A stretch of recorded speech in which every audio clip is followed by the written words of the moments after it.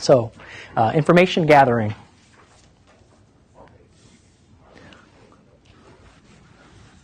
So this is a team gathering information as soon as they find out something has happened and they're getting activated or they're going to get sent to the location, right? As soon as it is activated, the information gathering starts immediately, right? If it's a team that has been together before, if it's a team that has visited sites before to do some pre-checking, if you will, on sites, they will already know what to expect when they arrive on site. If they don't, then that's where the information gathering starts, where they need to make some calls to the on-site system administrators and the network administrators.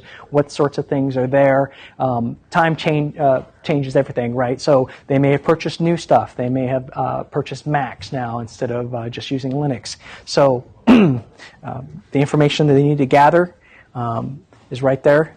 They need to determine the make, the model, the operating systems, the versions of the operating system. Very important. Linux obviously has lots of different variants, and some of the tools, I shouldn't say unfortunately, tools in general are designed for a particular time snapshot, right? They're only good for stuff that worked on Windows 95 will no longer work on Windows 7, Windows 8. So with that in mind, the versioning is very important. Those are the key items.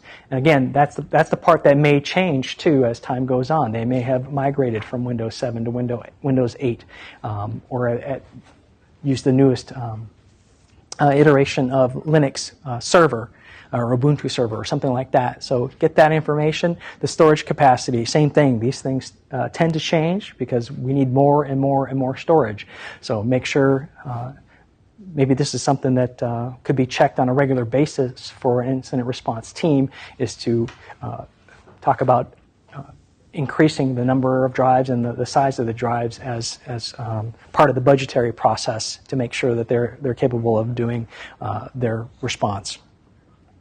And then in general, for accessing things remotely in particular, you'll want to find out if you need accounts, either created or the ones that are there. You can use those accounts, the usernames, the passwords, and the connections. Sometimes you'll need a hole punched into a firewall. Sometimes you'll need allowed access into a VLAN that exists that nobody else in general gets to go to except for certain portions. So make sure you get the details on the ability to what you need for the ability to access what it is you're looking at. Okay, and part of the information gathering, you want to look and find out what is being logged and where is it stored and to what level, right?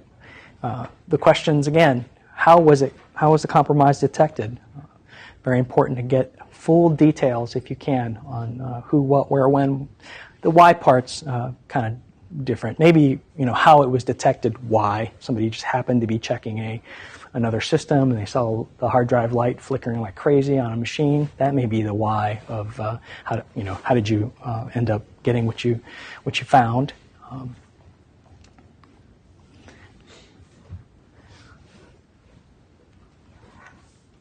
And then what was done by those detecting the compromise. Did they do something? And we had that talk before. Sometimes they actually go and say, oh, nope, we wiped the entire system. So you want to, if you're able to talk to them immediately, find out exactly what they've done or what they have not done, and give them that advice, whatever it is you're trying to accomplish, and get them to make sure that they don't shut it down or they don't do the things that will mess up whatever process you're trying to work.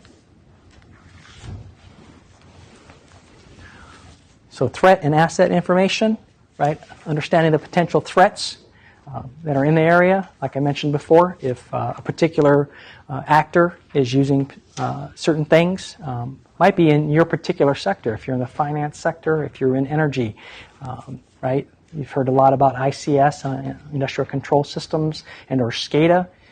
There's certain things that are being done in those sectors. That threat intelligence is a key part of that, trying to figure out what's happening before you head to the response. Find out what is the hot topic, what is the hot thing that they're trying, so you have an idea of where you're going to aim before you even get there, right? Is there a known threat actor? But there are things out there where they're documenting who's doing what, and they're documenting actual actionable intelligence. They tend to be looking for hard drives that have this, or it could be as simple as they seem to be targeting dual-homed machines.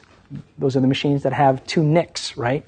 And probably goes to one subnet, one goes to another. They want to be able to jump from one network to another, so they sit there and they search for dual-homed or multi-homed machines. Boom, what do? If you happen to find out that threat actor is active in your industry or your sector, you might go and look at all of your machines that are dual-homed and see what's going on them and pull processes and pull information, volatile memory. So that'll help you target, target some of the material beforehand, before showing up. And then the malware, what malware is commonly being used against the industry. We are hearing more and more, we as in my particular company, about people who are dealing with ransomware, right? CryptoLocker and others. But essentially, it's a really tough spot that they get placed in because they're a small company that has 6, 8, 10 machines, and their core information is sitting there on their machines. They're really not too concerned about, right, encrypting their data at rest and having the best of protocols and such. And then somebody pops into their network, they go and gather all their important stuff off of their file server, and they encrypt it. And they say, you pay us $5,000 and we'll give you the key. Well, there's no guarantee that they'll give you the key, and there's no guarantee even if they give you the key, they're finding that the key may or may not work. So wow, you're really stuck in a difficult place right at that point, because what do? And you can't decrypt it, or it'll take way, way, way too long. And if you don't have good backup, then you may not be able to reproduce the data in such a way that you can actually kind of continue some operations. So what do? You pay it, or you don't. We advocate not paying because there's no guarantee they won't come back the next day and do the exact same thing to you. So, why would you do that? Why would you risk that? And it could be a painful process, but since there's no guarantee, if they're finding out that, if the case was that, yeah, they always pay or they always give you the key and the key always works, well, then I'm sure most people would probably just go, here's the $5,000. It sucks, we're hurting, but at least we get to continue operations. We keep getting to make some money, so we can press on.